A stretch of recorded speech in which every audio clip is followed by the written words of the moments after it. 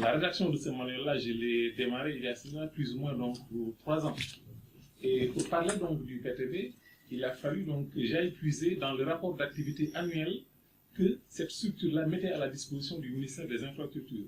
Mais à un certain moment donné, donc, il y a eu donc un changement, il y a eu l'avènement des grands trains du Sénégal. Il va falloir donc repositionner donc les missions, les grandes orientations qui, toujours dans ces lignes fondamentales, proviennent toujours du plan Sénégal émergent, mais cela n'empêche, il y a des modifications donc, qu'il va falloir apporter, et pour cela, nécessairement, il y aura une actualisation donc, dans ce sens. Et j'ai voulu donc insérer dans ce document-là alors un encart qui parlerait plus ou moins des grands trains donc, du Sénégal, le logo et plus ou moins votre slogan, si je me trompe, le plaisir de voyager, ainsi de suite, les grandes missions, donc les orientations, etc.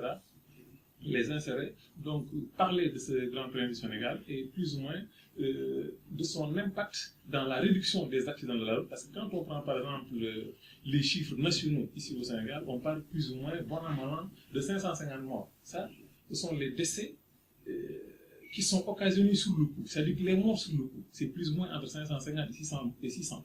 Mais l'OMS corrige en parlant de 3844 morts annuellement. Parce que ici au Sénégal, comme je l'ai dit tantôt, on ne comptabilise que les personnes qui sont décédées sur le coup. Alors que dans la norme internationale, que ce soit l'OMS ou bien dans la norme européenne, toute personne même qui est décédée 30 jours après l'accident est considérée comme étant une victime d'accident de la route. Ce qui porterait bien sûr donc, ce chiffre-là à plus ou moins 3844 morts donc, annuellement.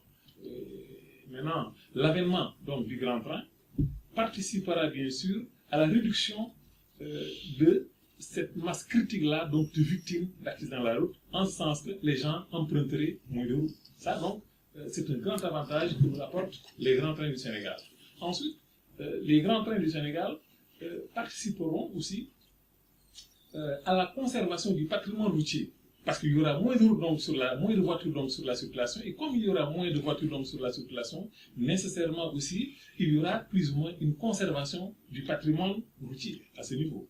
Ensuite, ces grands trains du Sénégal-là également participeront à, comme le président de la République bien sûr aime le souligner assez souvent, à l'équité territoriale, au désenclavement bien sûr donc, du pays. Et c'est pour toutes ces raisons-là que j'ai choisi bien sûr les grands trains du Sénégal d'en parler bien sûr donc, à l'intérieur de mon ouvrage pour que le Sénégalais bien sûr puisse savoir effectivement quelles sont les missions donc, fondamentales de cette structure-là et quel est son rôle dans le transport, dans la modernisation du transport, dans la conservation du patrimoine et dans la réduction bien sûr des accidents de la route qui nous coûtent, bon an mal an, 163 milliards de francs CFA ou bien 2% du PIB. Donc voilà en gros de façon donc, ramassée bien sûr ce que j'ai dit par rapport à ce manuel-là sur donc, les accidents de la route. Avec M. Diop sont très très fructueux parce que son combat c'est également la réduction des accidents. C'est d'informer, d'éveiller les consciences sur ce qui se passe sur les routes.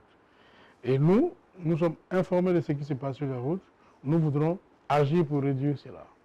Et donc les échanges pour moi sont fructueux dans la mesure où ils sont complémentaires. Nous sommes dans le même combat. Je voudrais d'abord, après vous avoir salué les téléspectateurs, m'arrêter d'abord sur la personne de M. Abdou Karim Diop, que j'ai connu au ministère des Infrastructures, des Transports terrestres et du désenclavement. Aujourd'hui, si l'on arrive à faire une production intellectuelle dans laquelle il met en exergue le chemin de fer comme solution aux accidents, nous, en tant qu'acteurs du chemin de fer, du ferroviaire, nous ne pouvons que nous en réjouir. Parce que c'est comme avoir à ses côtés un avocat qui vient plaider pour la même cause. Les accidents au Sénégal causent beaucoup de dommages. Il y a beaucoup de décès. Il y a beaucoup de blessés. Les causes sont multiples et les conséquences, elles sont désastreuses. Et nous savons tous que la solution, c'est le chemin de fer. Il faut le dire, le Sénégal avait un très bon départ en Afrique de l'Ouest. Nous avions hérité du meilleur réseau ferré, des meilleures gares et de la meilleure expertise. L'espoir était en train de partir. Nous étions sur le point de le perdre. Mais avec les projets consignés dans le plan Sénégal émergent, l'État du Sénégal quand même a redéfini une politique qui, nous le pensons tous, va changer les choses. Et c'est dans ce cadre que les grands trains du Sénégal sont nés des cendres de l'ex-petit train de banlieue. Donc nous envisageons la relance du chemin de fer intérieur de la dimension projet. Aujourd'hui, on est en dimension programme. Et je pense que, comme je l'ai dit tantôt, sans risque de trop me répéter, écrire sur les accidents et dire que la solution c'est le chemin de fer et que ça vienne de l'intérieur, c'est-à-dire qu'un bras armé interne en la personne de M. Abdou Karim Diop, très élégant, très courtois, un travailleur dans l'âme aussi, dit-on, parce que nous n'appartenons pas au même service au sein du département, mais il est réputé être un grand travailleur, un homme discret, qui aime son pays, qui veut que les choses avancent. Et donc nous ne pouvons que l'en remercier, le féliciter, mais aussi l'encourager pour que quand même ces écrits puissent apporter quelque chose à notre cher Sénégal. Franchement, nous en avons été très heureux et très honorés. Je parle de ce déplacement de M. Diop qui a sollicité une audience à l'occasion de laquelle nous avons discuté de son ouvrage que je trouve déjà intéressant. Et il a voulu que les grands trains du Sénégal, en tant qu'initiative présidentielle, figurent dans cet ouvrage, qu'il soit inséré, que les gens sachent ce que l'on veut faire, dans quel délai, selon quelles conditions, quelles modalités, quelles sont les attentes de ce programme.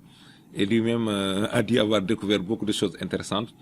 Et je pense que quand même, si les gens comprennent la vision du chef de l'État, tout le monde va s'aligner. Parce que, au-delà de l'émergence, le Sénégal va se développer. Nous avons aujourd'hui toutes les potentialités. Il suffit juste que les Sénégalais se retrouvent autour de l'essentiel pour travailler aux côtés du chef de l'État, son Excellence, M. Macky Sall, président de la République du Sénégal.